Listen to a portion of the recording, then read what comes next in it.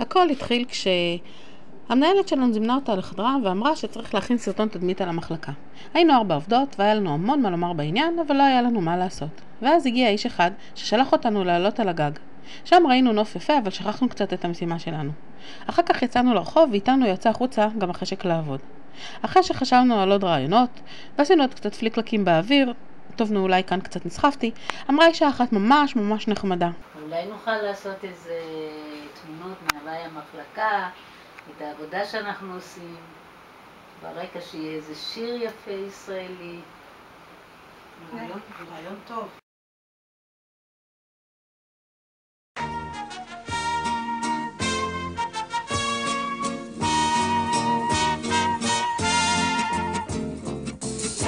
השיבולים שמסביב על גנב לשוט יצא הרוח אלף חיוכים אלי שלח האביב שמש חביבה יצא לסוח על הבית"רים המפיקים צבע זהב. אז אחרי שגם הרעיון הזה נפל, ולפני שאמרנו נואש, פנינו לעזרה לאיש מאוד נחמד.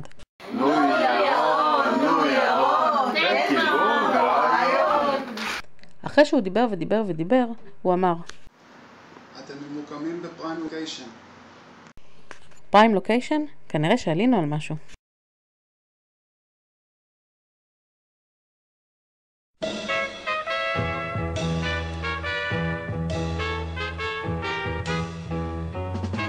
Here we are in the center of town. Look, everybody's here again. We are shopping. They are walking. We are eating. They are talking. We are Here in the center of town.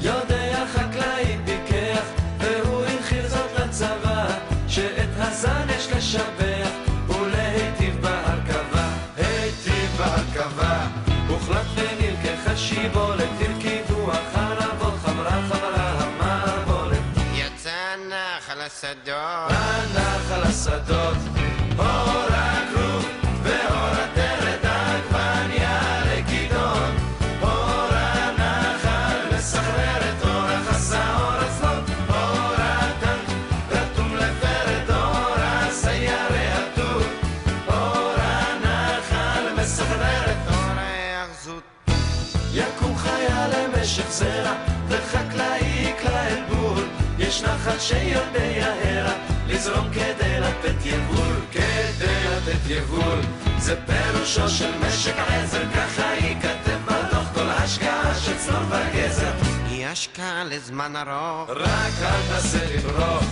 אור הכרוב ואור הדלת העגבניה לכידון אור הנחל מסחרר את אור החסה אור הצלות אור הטנק רתום לפרד אור הסיירי הטור אור הנחל מסחרר את אור ההאחזות